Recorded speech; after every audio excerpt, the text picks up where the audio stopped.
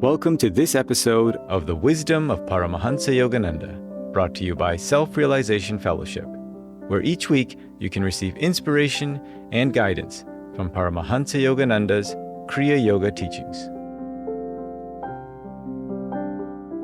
The subject of this episode is Balancing Our Material and Spiritual Lives by Sister Ranjana.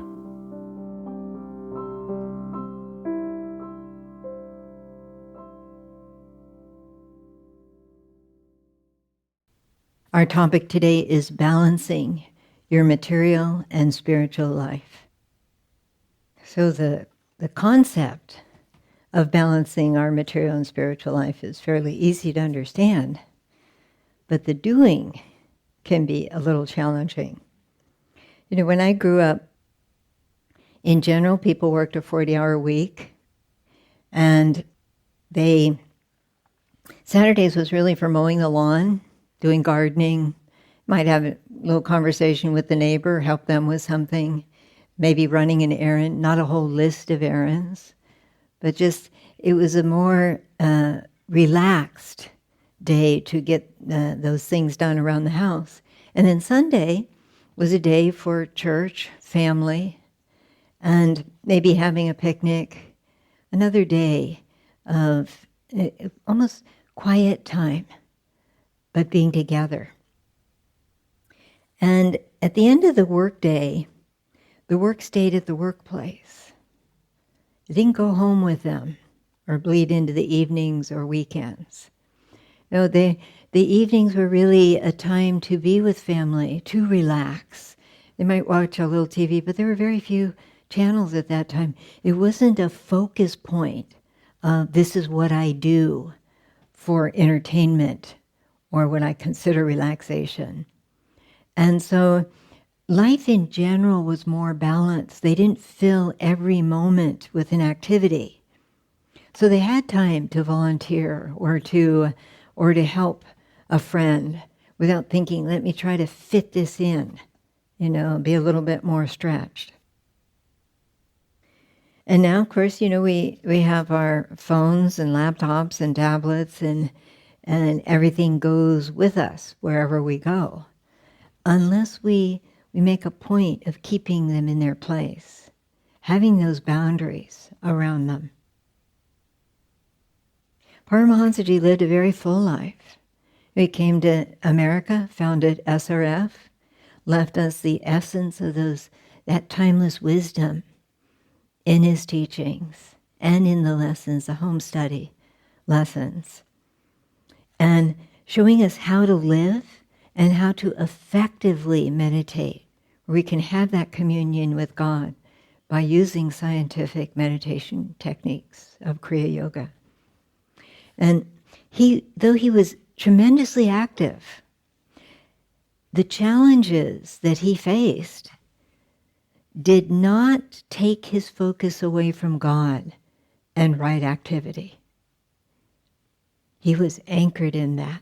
In Lesson 15, The Art of Balanced Spiritual Living, he says, true religion is a universal art of right living that produces balanced harmony in body, mind, and soul. Its essence is twofold. The first and most important consists of certain inner principles of attunement with God that make life progressive, permanently happy, and beautiful in every way. Right, so that's the spiritual life. Secondly, it has material and mental forms of routine and discipline that are required to bring those inner principles into manifestation in material life. So they go together. There is the inner, and then for that inner to be able to express itself, we have to apply the outer. And unless we're applying right living, we are influenced by others. We are influenced by society, by the environment we're in, and the habits that will determine for us what we think we need, what we should do, what we should have. But what we think we need to do or have overrides the balance and actual needs of our bodies, minds, and souls. When that happens, we lose perspective of what's important and what isn't important.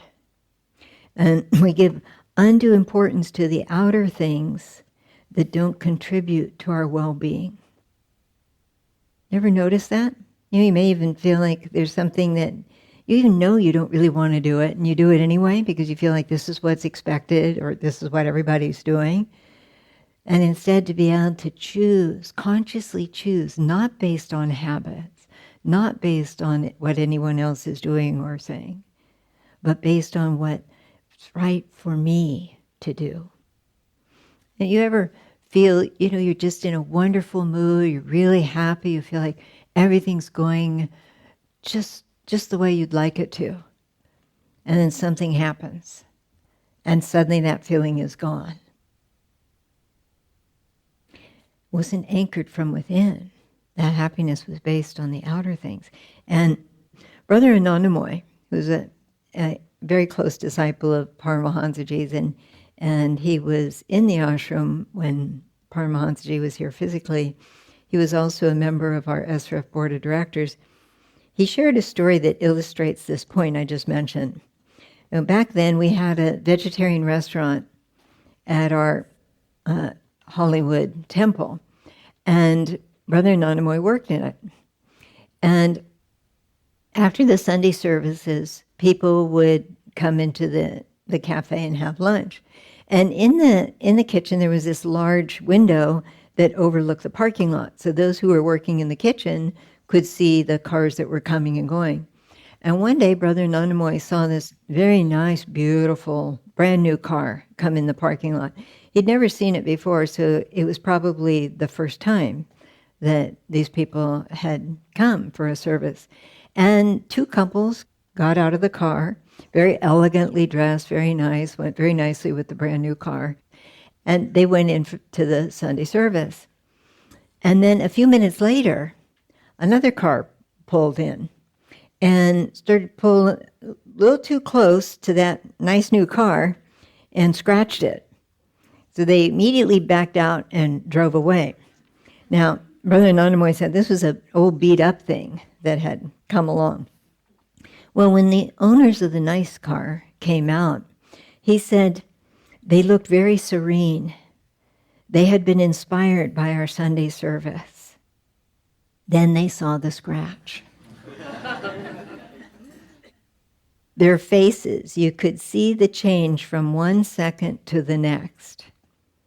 Their consciousness went from feeling uplifted to instant anger. And he said that he never saw them again.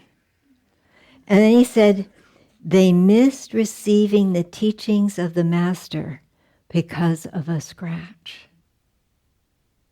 You think about how many times do we miss a blessing, something that God and Guru are trying to give us because of being focused on something that really doesn't matter, but we've made it important.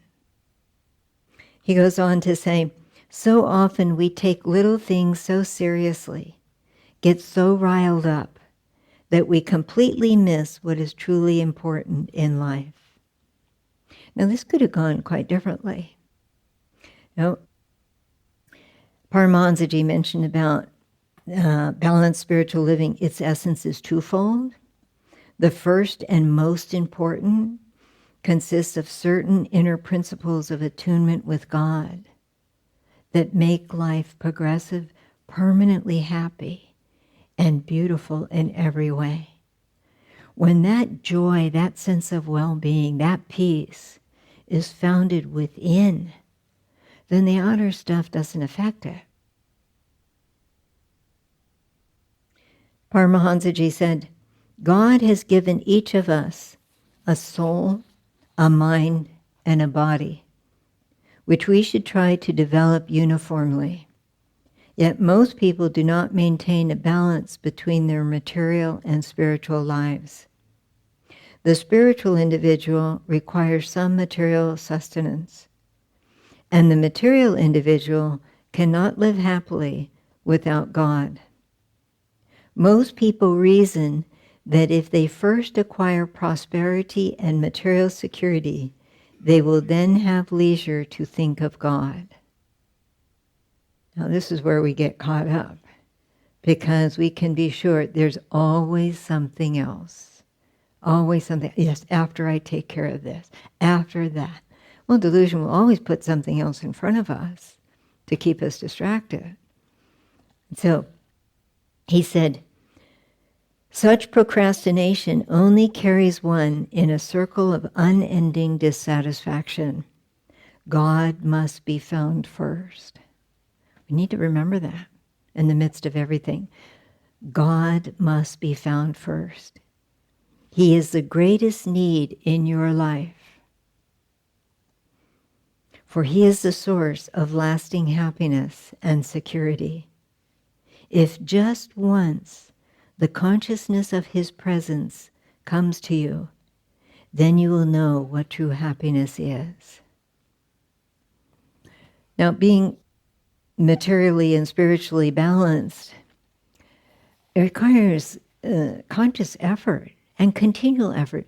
You know, sometimes you've had some kind of blessing or realization, and you feel, now I have that.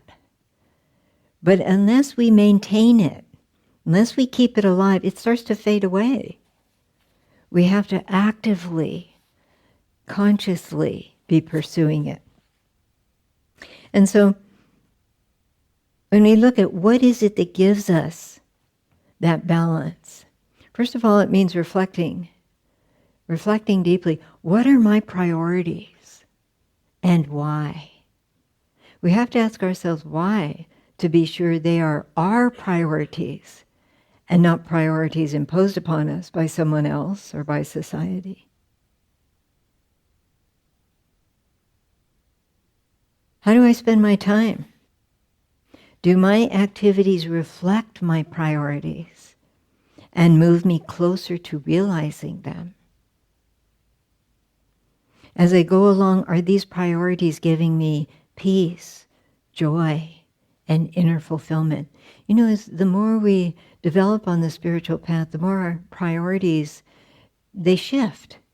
They become more one-pointed, more refined in what it is that we want, how we want to spend our time. We have a physical body to look after, but if we don't equally develop our spiritual life, then what happens is we become overly identified with the body and what it wants. We create desires and attachments. And then those desires and attachments influence our decisions, what we choose to do, what we choose to have. We end up making decisions based on in their favor. And it prevents us from applying the art of living, right living, necessary to find true and lasting inner and outer fulfillment. Paramahansa Ji said, our spiritual duty to seek God does not, as some imagine, relieve us of the physical and mental duties of life. Nor should the search for God be used as an excuse to neglect these responsibilities. Too much personal ambition is soul blinding, but too much passive contentment is progress retarding. There's always that balance. Harmony between one's material and spiritual duties is the outward expression of a balanced life. There is also an inner aspect. Without inner balance, calmness, and poise, one's troubles are seemingly endless. Balance means the ability to preserve your inner peace and happiness in all circumstances during the spiritual battle of daily life.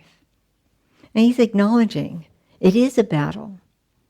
It's a battle to be able to not become too one-sided, one way or the other. So how do we do that? Paramahansaji often said, be in the world, but not of the world. Another concept that's fairly easy to understand. But when we're in the world, it pulls. It's not easy to not be of the world. Rajarsi Janakananda, one of Paramahansaji's most advanced disciples and second president of SRF, was a perfect example of balancing the material and the spiritual. He created a business empire, was an extremely successful businessman, and yet he also became God-realized, very successful on the spiritual side. And so I'd like to point out a few things that he did to arrive at that. Rajarsi was born in relative poverty. His father was a farmer, and so in his childhood, Rajarsi would pick cotton, churn butter, milk the cows, do whatever was helping the family with the different chores. And his early education was simply in a small schoolhouse. And then he left school when he was 14, and he went to work for the Missouri Pacific Railroad, cleaning the floors for $2 a month. Now, Rajarsi quickly moved up the ranks until he became the chief assistant to the district manager. And while he was working there, he took night classes to complete his high school education, and he also took classes in law and accounting. And so before graduating from law school, he was already admitted to the Missouri bar because of his great capacity and grasp of what he was learning. And when he was 24, he took the certified public accountant exam. He got the highest score ever made in that exam. And so then he went to work for the U.S. Epperson Company. It was an insurance underwriting company. It was the largest one in the country. And unsurprisingly, he quickly moved up the ranks there as well. And an interesting thing, someone in his position could easily have felt, well, stay at the railroad, can make a living, and yet he had that initiative, that drive to succeed. He used all the God-given attributes within himself to bring them forth, to manifest that success, to create success for himself. He didn't wait for it to come. So when he was 30, he took out a significant risky loan in order to buy the U.S. Epperson Company. He had no collateral. He had nothing to stand on that loan, but it was given to him just based on his character. And he launched a very successful business career in the insurance underwriting, oil well, and orchard ownership, in large investments, in the railroad business. And he was a prominent businessman in Kansas City and well respected. He was being the head of these vast oil interests and also the president of the world's largest reciprocal fire insurance exchange. Now, someone like that could feel rather stressed, rather overwhelmed with all the responsibilities he had. And yet he managed them. He didn't allow emotions to overwhelm him. He looked at what needed to be done, he thought it through, and he carried it out. And also, someone that successful could easily become arrogant, treat others as underlings. But those who worked for him had a lot of respect, because he was humble, he was generous, he was kind, and he was very hardworking himself. He never expected anyone else to do more than he was doing. He did the most. So he was very much developing that character within himself, those inner divine qualities that are within each one of us. Now, he had, even though he had all this material success, he was very frustrated. He thought money could give him happiness and discovered that it couldn't. He was nervous.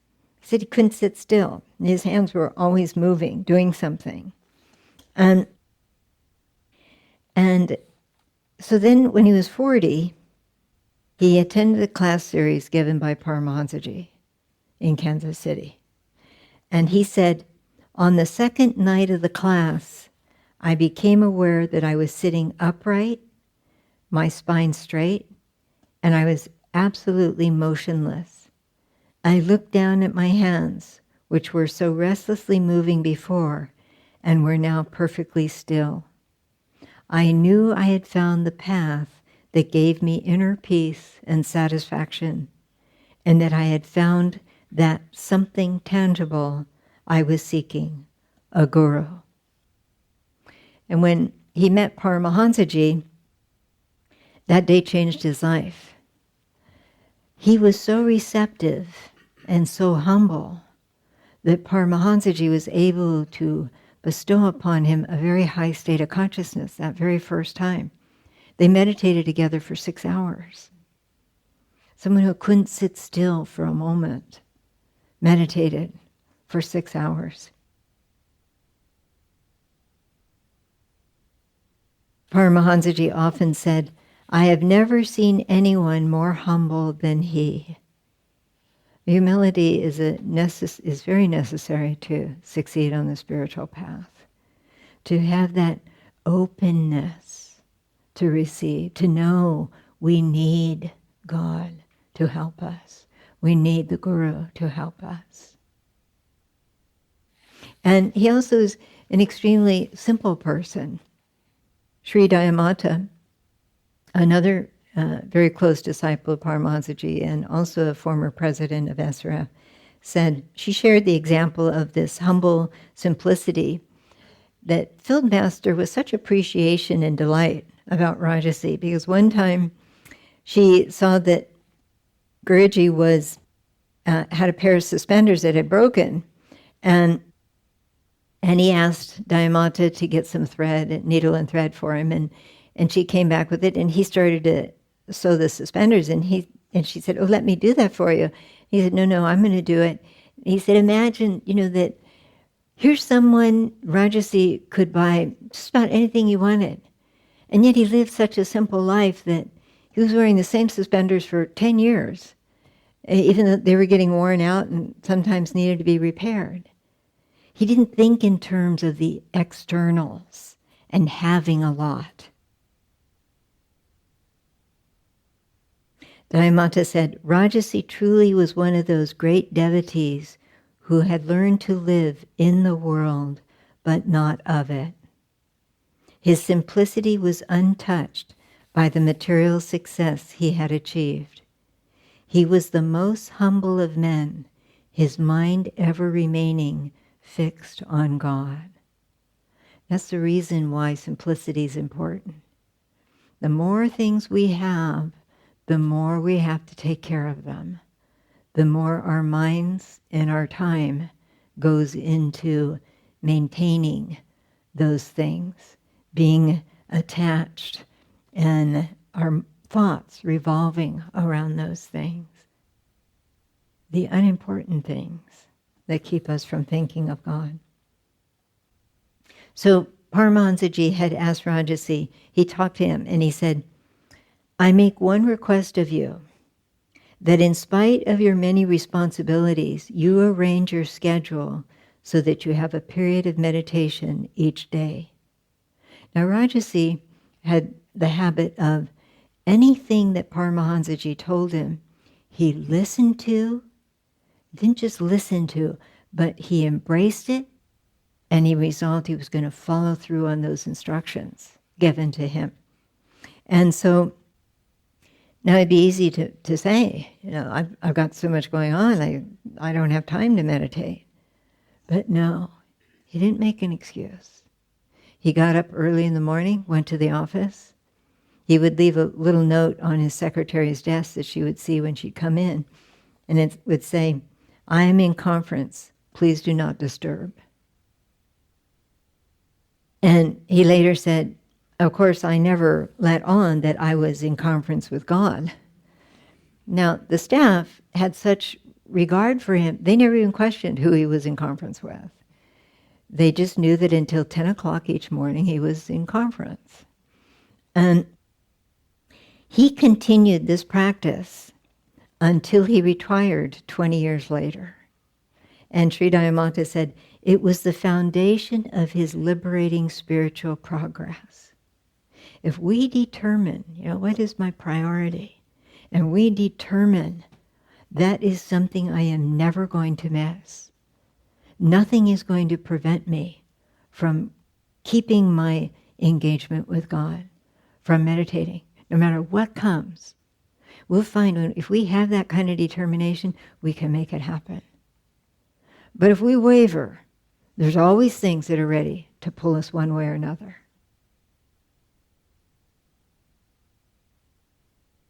And we may think, well, for Rajasi, it was probably easy to keep that balance. But no, it was a challenge for him. He had to fight. We all have to fight to keep that balance. He once wrote in a letter to Paramahansaji, when one knows the sweetness of heaven on earth, he'd go into these high states of samadhi. When one knows the sweetness of heaven on earth and is snatched away by worldly environment, he suffers the agonies of Hades, but my heart will be stout enough to carry on. That determination, that seeing, this is my goal, this is what I want, and I'm going to go for it. And I'm not going to give up, no matter what comes in my way, because God will test us. No question about it. Are we serious about wanting that oneness with God? Rajasi was. Brother Bhaktananda, an SRF monk who came in the order in 1939, so he was present when Paramahansaji was in the body, he said, Rajasi was a very quiet person. He spoke very little, except perhaps to give us a few suggestions about meditation. On several occasions, he asked me to walk with him on the ashram grounds. He kept silent for the most part, but from time to time he would say, almost as if marveling to himself, what Master has done for me, what Master has done for me. He never talked about all the things he had done for Master, only what Master had done for him. And of course, Rajasi had assumed the financial responsibility for the most part of SRF for Master. And Brother Anandamoy said of Rajasi, he hardly talked when he was with us. When he said something, it was Master's light, Master's love. He was so absorbed in it, he radiated it. And I remember years ago when I was down here, Sister Shanti, she was one of the senior nuns who had entered the ashram in 1953, so she knew she had spent time around Rajasi. And she said one day she was at the Mother Center and she was standing out on the front porch to the main entrance. And she saw that Rajasi was walking up and down the main driveway, just very slowly. And Sister Shanti got the thought, that's Master's walk.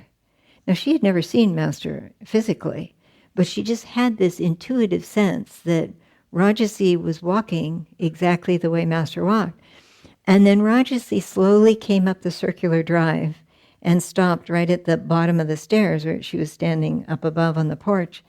And he lifted his arm and he just said, it's all Master in there. And then he just quietly continued walking. He had so absorbed himself in the thought, the presence, the vibration, the blessing of his Guru. There was no thought of self.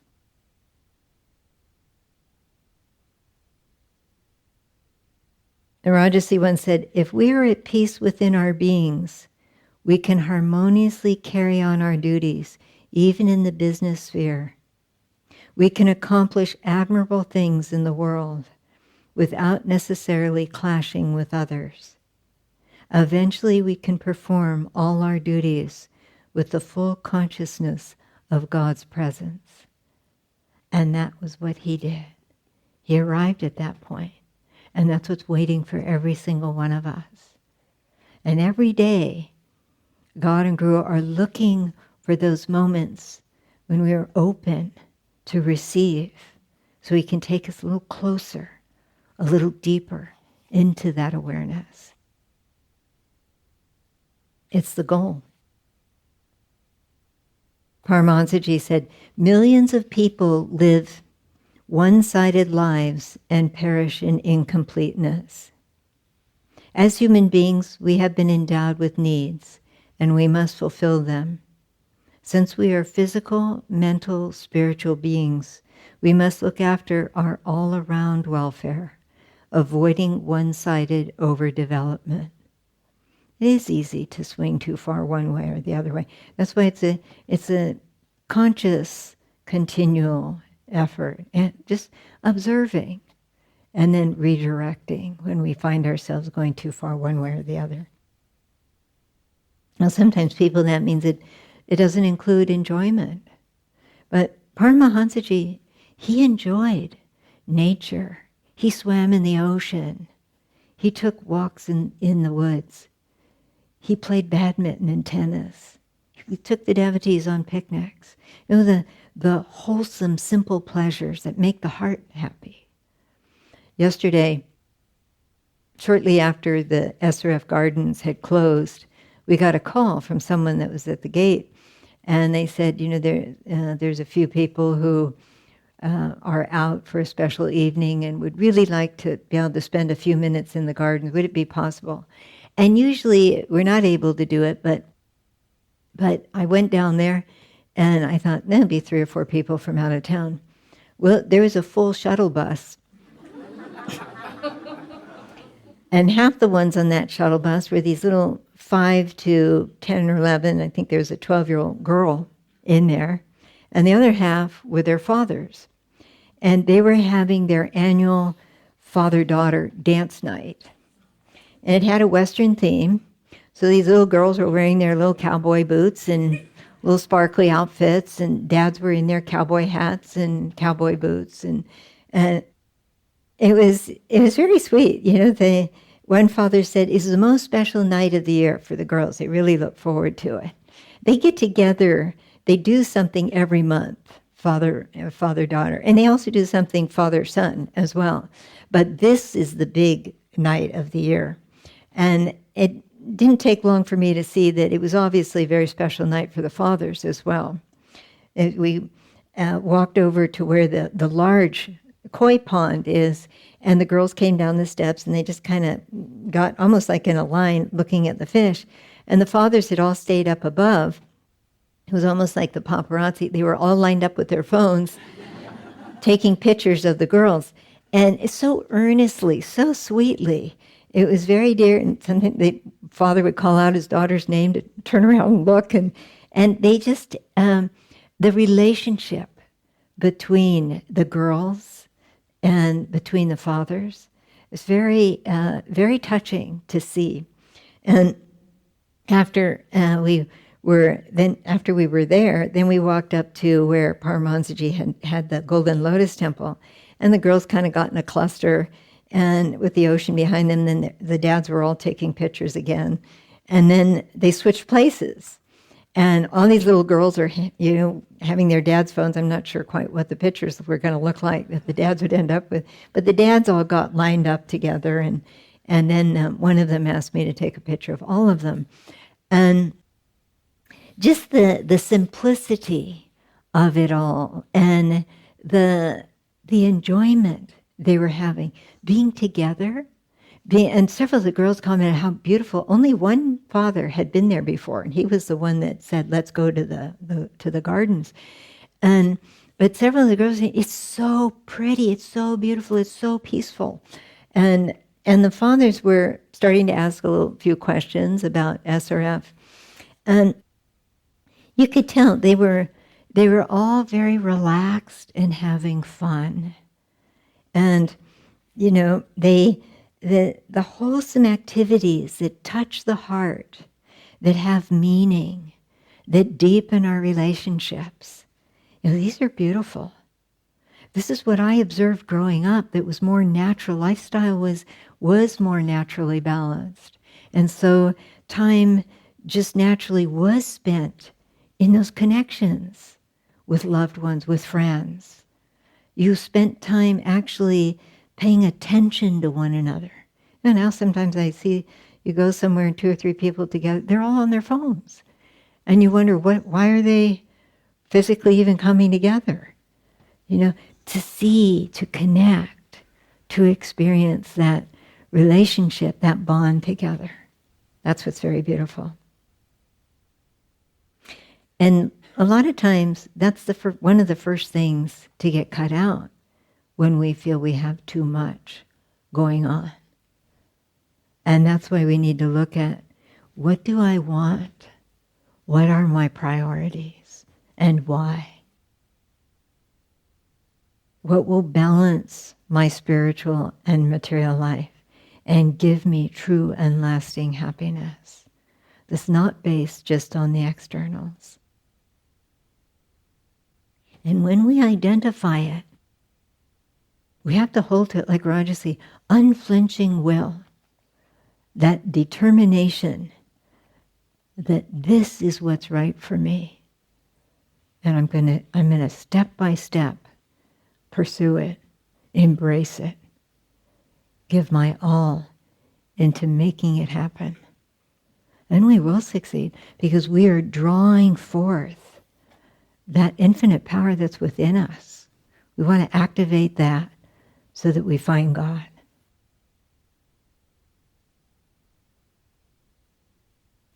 And the rest, let it go. We fuss so much about stuff. It's not worth it.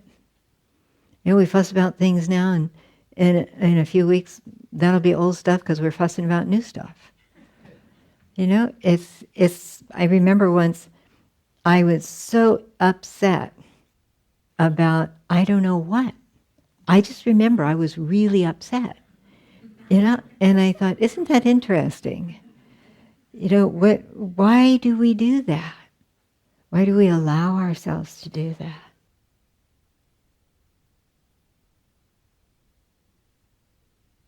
When we have a balanced life, we're relaxed. We don't get tense. We don't get stressed out. We simplify life because we see the things are just clutter. A lot of things are just cluttering our life. We make time for God and Guru to be active, an active part of everything we do. That's very enriching. Things won't do it, but they will. We humbly ask for their help, their divine help in everything. And then we can feel that guidance. We can feel their blessings in our life.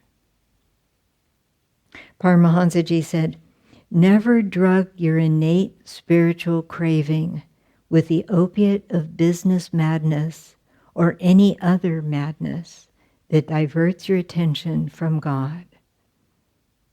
Your business engagements are important, but you should not, for their sake, sacrifice such equally important engagements as daily exercising and otherwise caring properly for the body, nurturing the mind to expand its capacity, and bathing your life with peace and spiritual consciousness in meditation. There should be a balance between physical, mental, and spiritual development and pursuit of prosperity."